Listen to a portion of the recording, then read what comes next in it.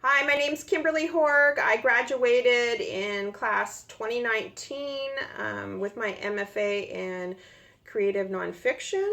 I am going to be reading a chapter in my thesis called Chasing Janet. I think it's appropriate with this year, how it's going down. Janet stands for Just Another Non-Existent Terminal. It was a name given to a classified fleet of U.S. passenger aircraft that transported people out of Las Vegas to Area 51. So this is about a time when I drove to Area 51. So here we go.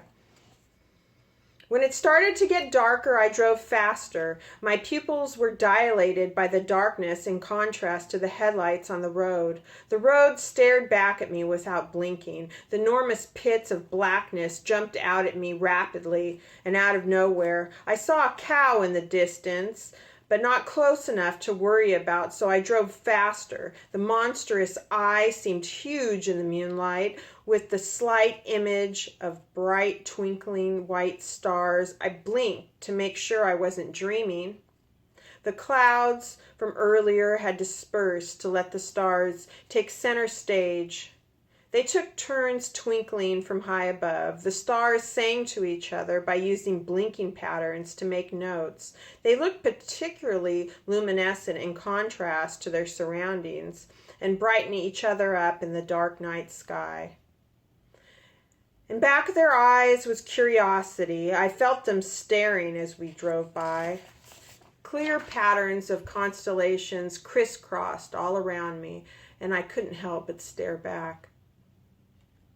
After I made it out of the desert and made my way out of Neon City and onto Interstate 15, I took a deep breath. A little bit of Las Vegas goes a very long way. So the 2 years, 3 months, and 13 days I lived there seemed like an eternity.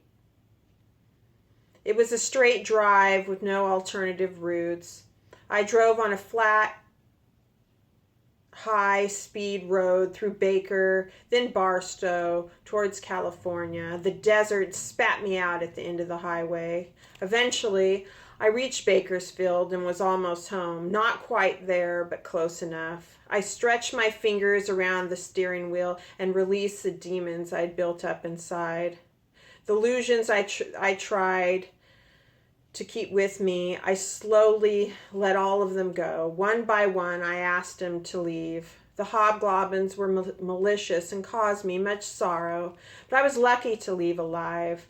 Before the darkness closed in on me, I drove and drove faster into the night. Thank you.